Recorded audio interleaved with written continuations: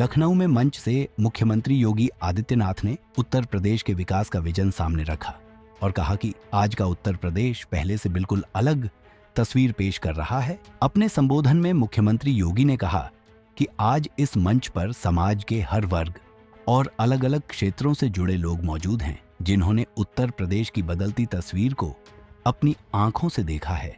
उन्होंने कहा कि बदलते भारत में उत्तर प्रदेश की भूमिका लगातार मजबूत हुई है और मुख्यमंत्री के तौर पर उन्होंने इस बदलाव को बेहद करीब से महसूस किया है।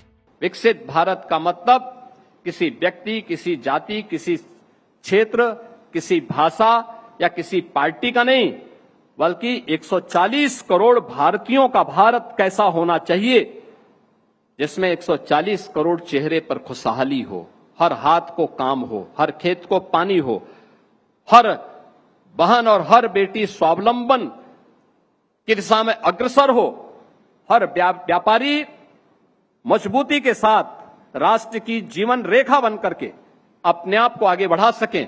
उस नए भारत के निर्माण के लिए हम विकसित उत्तर प्रदेश के इस संकल्प के साथ जुड़े हुए हैं और मेरा मानना है विकसित उत्तर प्रदेश की संकल्पना को केवल डबल इंजन के भारतीय जनता पार्टी की सरकार ही पूरा कर सकती है और कोई संदेह नहीं, उत्तर प्रदेश की जनता ने सभी लोगों को मौका दिया है। गत वर्ष एक रिकॉर्ड टूटा था, इस बार एक नया रिकॉर्ड टूटने वाला है और पहली बार कोई सरकार तीसरी बार लगातार रिपीट करेगी और भारतीय जनता पार्टी एनडीए की सरकार यूपी के अंदर हैट्रिक लगाएगी, कोई संदेह नहीं होना चाहिए। योगी आदित्यनाथ ने अपने संसदीय जीवन का भी जिक्र किया। उन्होंने कहा कि उन्हें देश के एक पिछड़े इलाके का संसद में प्रतिनिधित्व करने का मौका मिला था। उस दौरान वे जनता की समस्याओं को संसद में लगातार उठाते थे। मुख्यमंत्री ने कहा कि उस समय पूर्वांचल समेत कई इलाकों में बीमारी, बिजली की कमी, बेरोजगारी और बुनियादी सुविधाओं का अभाव आम लोगों की सबसे बड़ी चिंता हुआ करता था।